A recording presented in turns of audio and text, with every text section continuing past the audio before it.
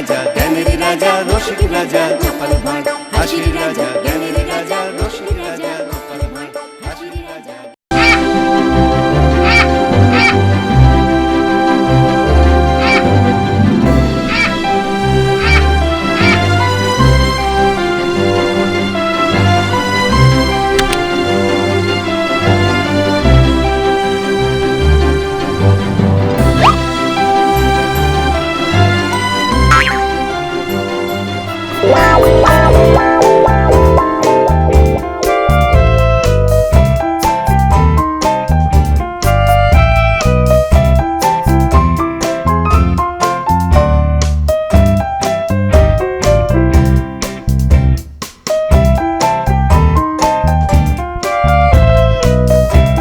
কি গোপাল, বাজার করে ফিরছো? হ্যাঁ, ওই রকম আর কি। তা হাতের থলিটা তো ছোট কেন? কি করব বলুন, যেমন বেতন তেমন বাজার। বেশি বড় থলি বইতে গেলে তো আবার আপনার মতো বড় বড় কুকীর্তি করতে হয়। কি বলতে চাইছো তুমি? না মানে ওই যে মাঝে মধ্যেই আপনি যা করে থাকেন, যেন তেন প্রকারেণ মহারাজকে ঠকিয়ে ওই রাজকোষ থেকে টাকা হাতিয়ে নেওয়া। গোপাল, এরকম উল্টো পাল্টা কথা বললে না। এ বাবা, উল্টো পাল্টা আবার বললাম কখন? সত্যি কথা বলতে কি, আপনার এই গুণের কথা কে আর না জানে বলুন। দেখুন দেখুন, ওই যে লোকটা যাচ্ছে, ওকে ডেকে জিজ্ঞেস করলো না, ও আপনার গুণের কথা বলে দেবে। গোপাল, এ বাবা, খামোকা রেগে যাচ্ছেন কেন মন্ত্রী মশাই? আচ্ছা আচ্ছা, ঠিক আছে ঠিক আছে, একবার জিজ্ঞেস করেই দেখি। অর্বাচীন,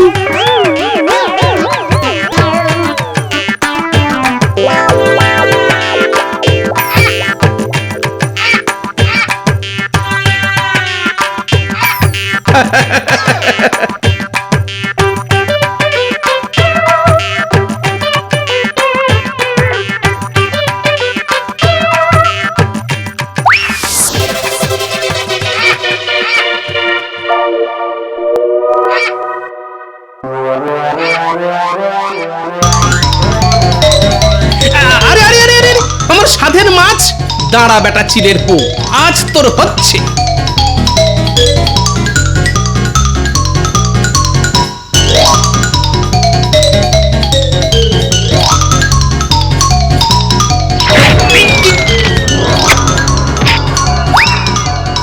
এহে, আলু পটল রাস্তায় গড়াগড়ি খেলো রে। তুলে দাও। দেখছো না চিলের পেছনে দৌড়চ্ছি।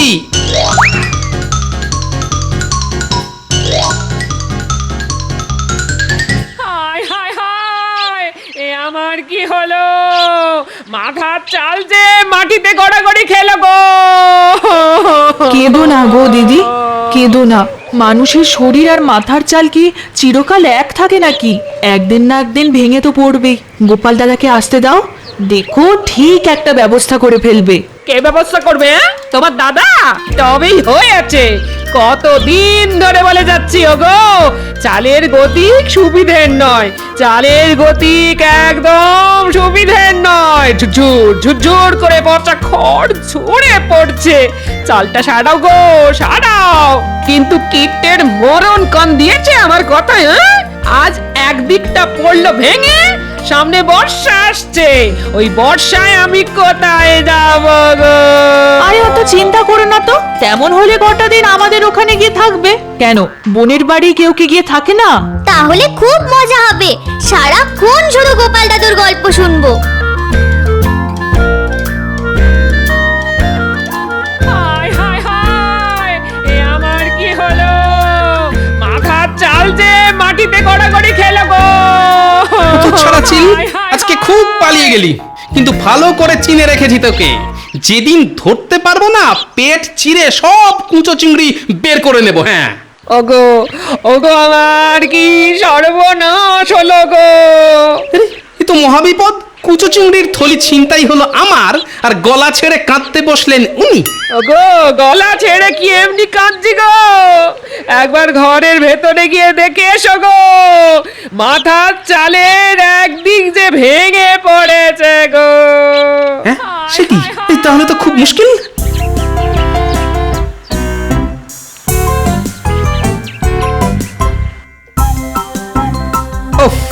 কার মুখ দেখেছে আজকে উঠেছিলাম কে জানে। হাত থেকে কুচো চিংড়ির থলি গেল, ঘরের চাল গেল। ও কি ক্ষতি, কি ক্ষতি, ক্ষতির ওপর ক্ষতি, ক্ষতির ওপর ক্ষতি। কত টাকা আবার গচ্চা যাবে।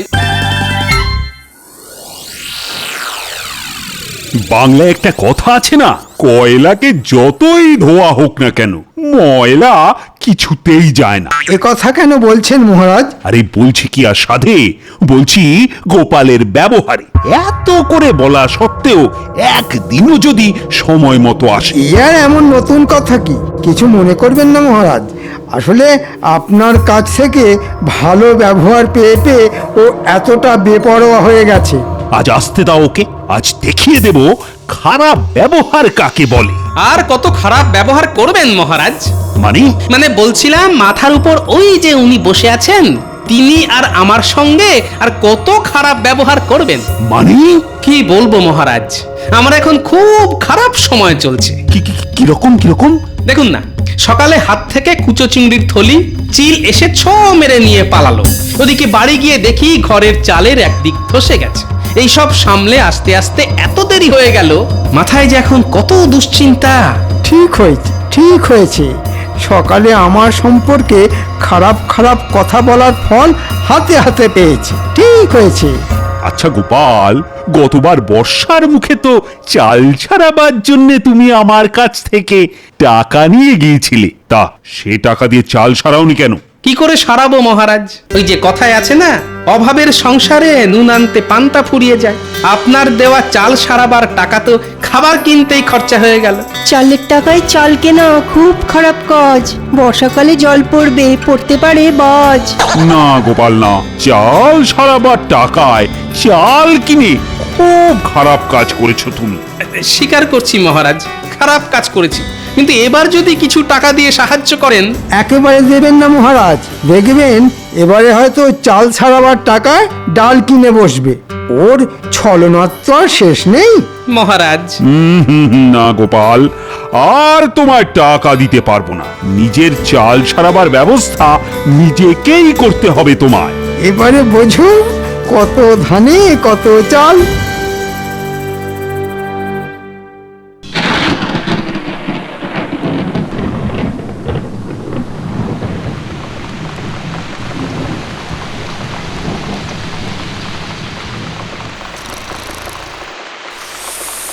এ বাবা, আকাশের জল যে গায়ে পড়ছে। হায় হায় হায়, এ আমি কার হাতে পড়লাম গো? ঘরের ভাঙা চালটাও মেরামত ওই শুরু হয়ে গেল মাঝরাত্রিরে কীর্তন। কীর্তন না গিয়ে রাগ প্রধান গাইবে। বলি সারা রাত ঘরের মধ্যে বসে বৃষ্টিতে ভিজে যাবে। আরে জল পড়ছে তো এদিক দিয়ে, তা ওদিকে সরে গিয়ে শুলেই তো হয়। আমি কোন ওদিকে নড়বো না। হ্যাঁ, কালকের মধ্যে ঘরে চাল সারিয়ে না দিলে আমি কিন্তু ভিজে ভিজেই মরে যাবো, এই বলে দিলাম। হ্যাঁ ঠিক আছে ঠিক আছে, কালই ঘরামিকে ডেকে আনবো। এখন একটু সরে গিয়ে শো তো দেখি। কি গো, কি বুঝলে? কত খরচ পড়বে গো? দেখো গোপাল দাদা, এই চালের অবস্থা তো একেবারে শোচনীয় হয়ে গেছে গো। ওই টাপ্পি টাপ্পি দিয়ে কোনো কাজ হবে বলে তো মনে হয় না। তাহলে কি করতে হবে বলো? পুরো চাল ফেলে দিয়ে নতুন করে সবটা ছাইতে হবে। বাবা, এ তো অনেক খরচের ব্যাপার। সে তো খরচ একটু হবেই। কত? 150-200 টাকা তো বটেই। কি হলো গোপাল দাদা, বসে পড়লে যে বড়, শরীর খারাপ লাগছে? ওই মানে তোমার খরচের বহর শুনে মাথাটা কেমন বো করে ঘুরে গেল ভাই। তাহলে আমি চলি। কোথাও যাবে না তুমি। বলি কাল থেকেই চালটা সরাতে শুরু করে দাও। ওই কিপটে বুড়োকে ধরে খরচ খরচা আমি ঠিক আদায় করে নেব। সব চাল খুলে সারাতে গেলে না ওই সপ্তাহ খানেকের মতো সময় লাগবে কিন্তু। সপ্তাহ খানেক? গো, এই কদিন আমরা থাকবো কোথায়? সে তো আমার জানার কথা নয়। বিয়ে করে আমায় ঘরে এনেছো, আমার থাকা আর খাওয়ার দায়িত্ব তো তোমার। বোঝো এবার। ওহ, কি কুক্ষণে যে বিয়ে করতে গেছিলাম।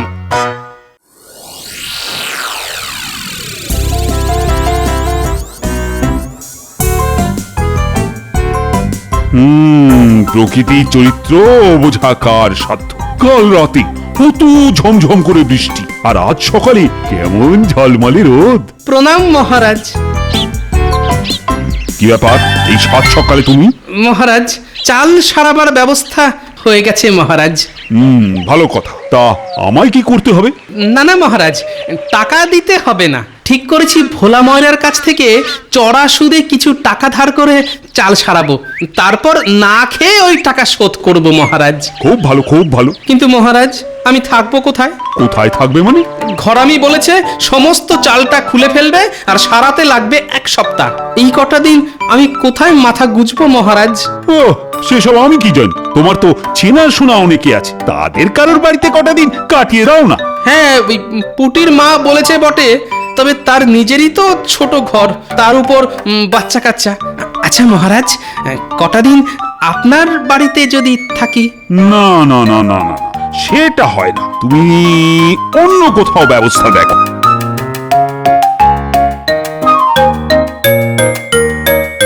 কি ব্যাপার মন্ত্রী?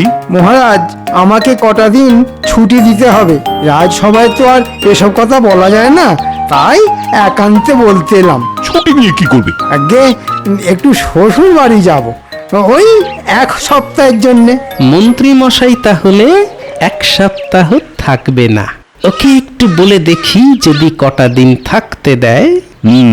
তা কবে যাবে ঠিক করেছো? হ্যাঁ, সেটা এখনো ঠিক করিনি। ঠিক হলেই আপনাকে বলে যাব। ঠিক আছে, ঠিক আছে। আমি তাহলে এখন আসি। আচ্ছা, এসো এসো। মন্ত্রী মশাই, যাবার সময় ঠিক পিছু ডাকলো। বলো, কি বলবে বলো। আসলে আমার ঘরের চাল তো সারানো হবে, কিন্তু তার জন্য 1 সপ্তাহ আমাদের অন্য কোথাও গিয়ে থাকতে হবে। থাকতে হবে তো হবে। তাই বলছিলাম কি, আপনি তো 1 সপ্তাহ মতো থাকবেন না, তাই কটা দিন যদি আমাদের থাকতে দেন, মানে আপনার বাড়িতে। হাসালে? আচ্ছা, আমার বাড়ি তোমায় থাকতে দেব কোন আনন্দে? আনন্দে না হোক, দুঃখের সঙ্গেই দিন। না না, ওসব হবে না। তোমার মতো লোককে ঘরে থাকতে দেওয়া আর খাল কেটে কুমির আনা একই ব্যাপার। গোপাল কি তাহলে কুমির নাকি? কি গোপাল, মন্ত্রীর কথার উত্তর দাও। মুখে তো দেব না, কাজে দেব। কি আর উত্তর দেব মহারাজ? ওই যে কথায় আছে না, হাতি যখন কাদায় পড়ে তখন চামচিকে তো লাথি মারে। দেখেছেন মহারাজ, গোপালের সাহসটা দেখেছেন? আমাকে চামচিকে বললো। এ বাবা, আমি আবার আপনাকে চামচিকে বললাম কখন? আমি তো শুধু একটা বাংলা প্রবাদ বললাম মাত্র। যাকে যাক, কথা বাড়িয়ে লাভ নেই। কেউই যখন থাকতে দেবেন না, তখন আমি আসি।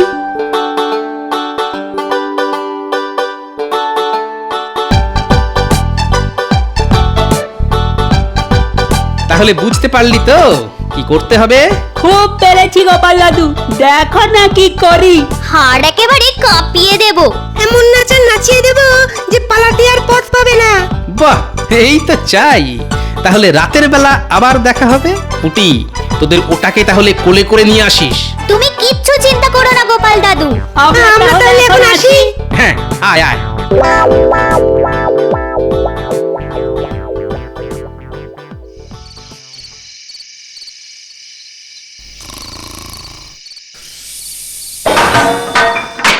রান্নাঘরে বাসন পড়ার শব্দ হলো না? তাহলে তাহলে কি চোর ঢুকলো? এই এই, একবার ওঠো তো। এই, সবে চোখটা লেগেছিল, দিলে ঘুমের 12টা বাজিয়ে। কেন, কি হলো? কি উঠবে কেন? রান্নাঘর থেকে ঝন ঝন করে বাসন পড়ার শব্দ হলো। মনে হচ্ছে চোর ঢুকেছে। সে কি, ঠিক শুনেছো তো? ঠিক শুনেছি মানে? ওই শব্দেই তো ঘুম ভেঙে গেল। দাঁড়াও দাঁড়াও, দেখছি।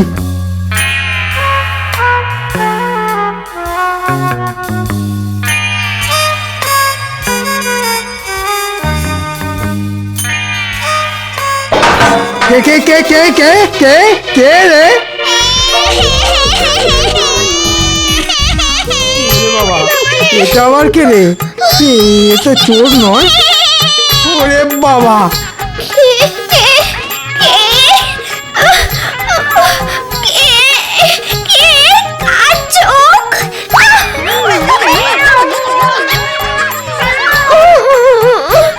এই কি হলো গো? হ্যাঁ,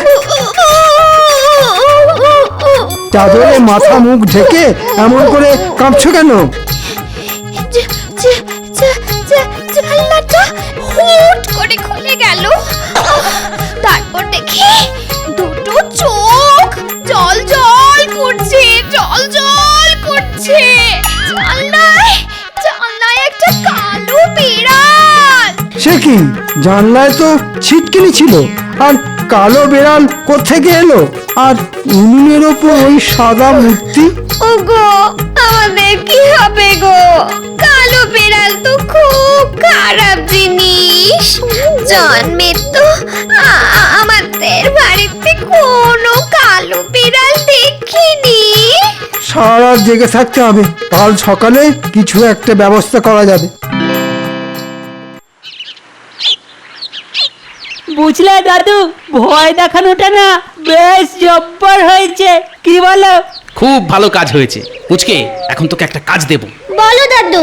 তোকে মন্ত্রী মশাইয়ের বাড়ির কাছে পিঠে থাকতে হবে, তবে খবরদার দেখতে যেন না পায়। আরে কিচ্ছু পাবে না, তুমি শুধু বলে দাও আমায় কি করতে হবে।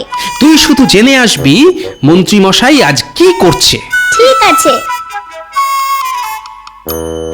ওগো, কিছু একটা করো। কাল রাতে যা ঘটেছে তাতে আমার মন বলছে এ নির্ঘাত ভূতের কাজ। ঠিক আছে, আমি কুঞ্জদাকে ডেকে আনছি, ও এসে ঠিক বলে দেবে এ ভূতের কাজ না মানুষের কাজ। আর ভূতের কাজ হলে ঝাড়ফুঁক করে ঠিক ভূত তাড়িয়ে দেবে, আর মানুষের কাজ হলে ব্যবস্থা নেব আমি ওর বাড়ি যাচ্ছি।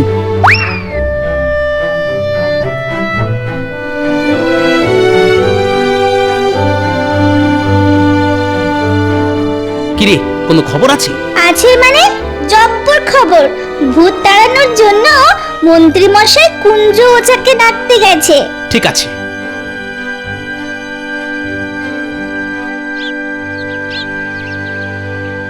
কুঞ্জ, ও কুঞ্জ, কুঞ্জ।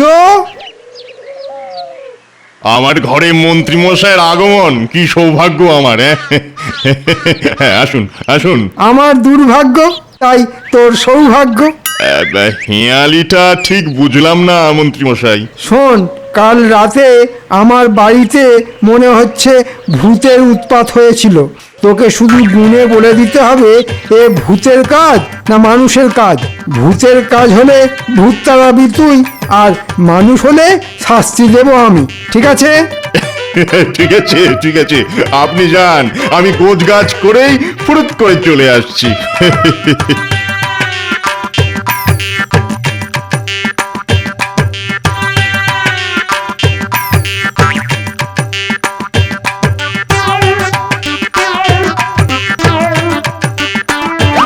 কুঞ্জরে, কি সৌভাগ্য, গোপাল দাদা যে। এসো এসো দাদা। শোন কুঞ্জ,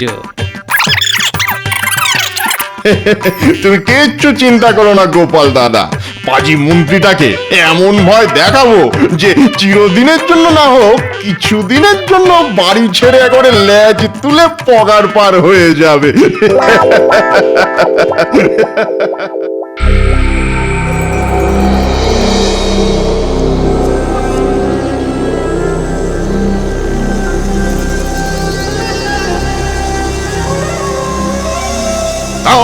Ring ring chakka ring ring akka dang dang kung kang mung bhut. কি বুঝলি কুঞ্জ, রাতে কি ভূত সত্যি সত্যি এসেছিল? কথা নয় গণনা করতে দিন, গণনা করতে দিন।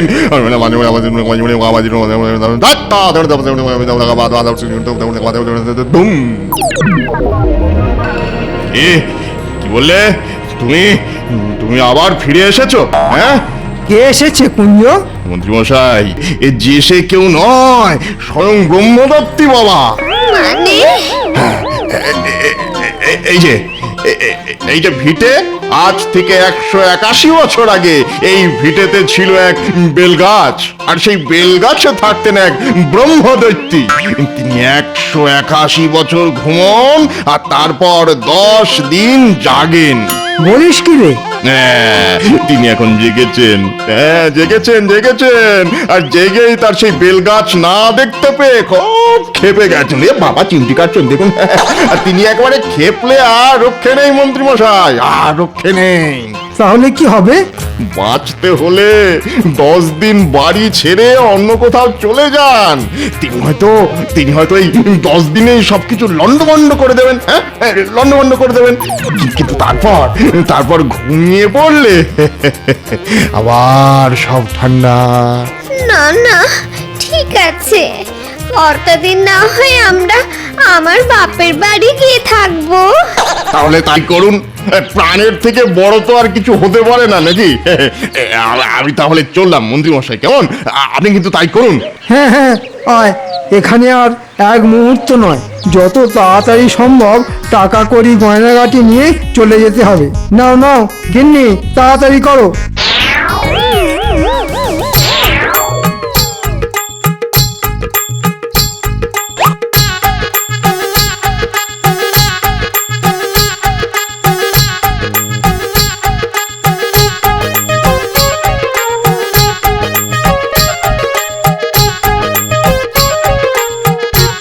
কি ব্যাপার মন্ত্রী মশাই, অন্তদন্ত হয়ে কোথায় চলেছেন?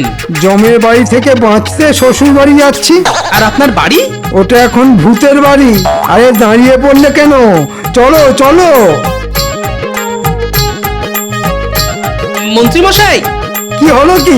বলছিলাম কি, আমার বাড়ির চাল তো সারানো হবে, তাই কটা দিন যদি আপনার বাড়িতে থাকার অনুমতি দেন। তাহলে থাকো গিয়ে। তবে ভূতে এসে ঘাড় মটকে দিলে আমাকে আবার দোষ দিও না কিন্তু।